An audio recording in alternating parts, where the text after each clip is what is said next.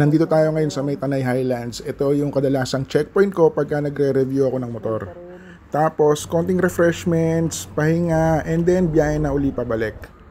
Ang gamit natin ngayon is itong Yamaha NMAX TechMax, which is equipped with yung YE CVT, kaya meron siyang Y-shift. Kadalasan pag ahunan tapos kailangan mo overtake, masusulit mo dito yung YE CVT. As you can see, ginamitan ko siya and then release agad.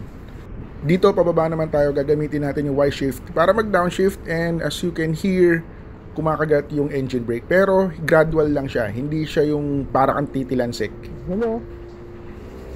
Maganda to gamitin pagka pababa ka galing sa matataas na lugar kasi nga hindi mo kailangan gumamit or pumiga parati ng preno.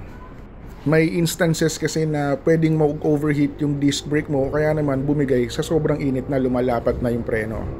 Dito ginamit ulit natin yung downshift para makaarangkada and makatulong sa pag-ahon dito sa elevation part na to. And kadalasan sa biyahe na to, hindi ako nagfo-full throttle. Kaya ang maximum ko lang is half throttle lang talaga.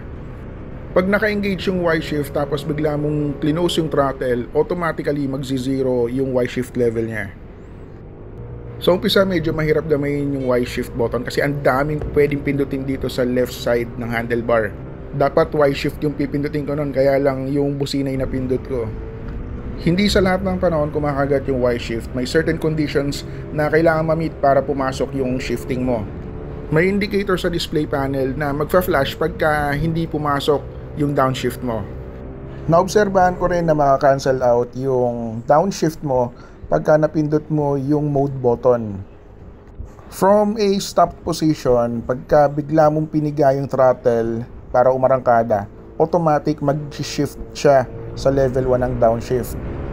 Mas malakas yung arangkada pag binigla mo yung throttle, pero hindi siya aakyat hanggang 2 to 3 downshift, hanggang level 1 lang siya.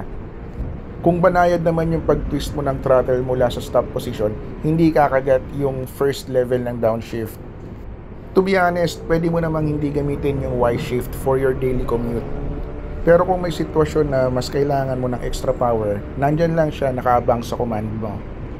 For example, gusto mo overtake tapos may biglang power, downshift lang katapat niyan. O kaya naman sakay mo si OBR tapos marami kayong karga, umaakit kayo ng flyover, konting piga lang dyan sa Y-shift mo, bibigyan ka na agad ng extra power niyan. Siyempre may magtatanong kung malakas ba kumonsumo sa gas pagka ginagamit yung Y-shift. Para sa akin, it's a yes, pero hindi mo naman kailangan parating gamitin yan. Buong biyahe ko with this bike, Manila to Tanay Highlands and pabalik ng Manila, naka-register ako ng around 38 kilometers to 40 kilometers per liter. Sports mode all the way, plus VVA, plus up to level 3 downshifts whenever I need it.